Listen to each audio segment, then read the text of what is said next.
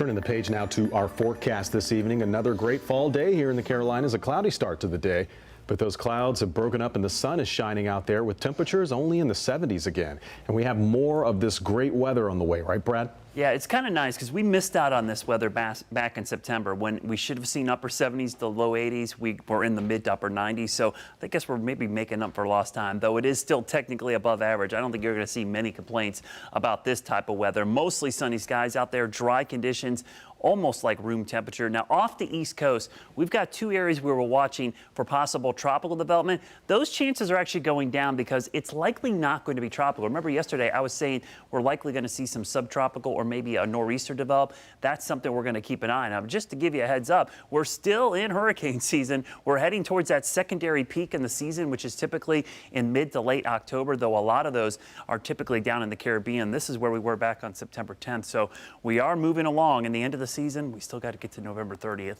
before we're officially done with the season overall. Tomorrow, certainly a warmer afternoon. We're going to see temperatures climbing back up close to 80 degrees tomorrow. I think some neighborhoods will get into the low 80s tomorrow as we get this warmer trend going. But check out the morning lows. I think that's the key part. Mid 50s tomorrow. So it'll feel beautiful when you get up tomorrow morning. If you're early riser, you might even need a light jacket tomorrow. The high pressure in control means huge swings in temperatures. Cool mornings, warm afternoons. In some cases, the temperature is going to move 30, 35 degrees in some places. This cold front doesn't have a lot of rain with it, but it will bring us some cooler temperatures by the end of the week. And look how powerful this front is, but most of the cold stays to the north. We get a glancing blow of this, especially on Saturday. Could be a really warm day just ahead of that front. We get that compressional heating, so temperatures usually skyrocket right before the front moves through. And then on Sunday, it moves through with those cooler temperatures in the afternoons. But next week will be interesting because after a couple warm days, the middle of the week, another front moves through, and some of these temperatures coming up on Thursday morning next week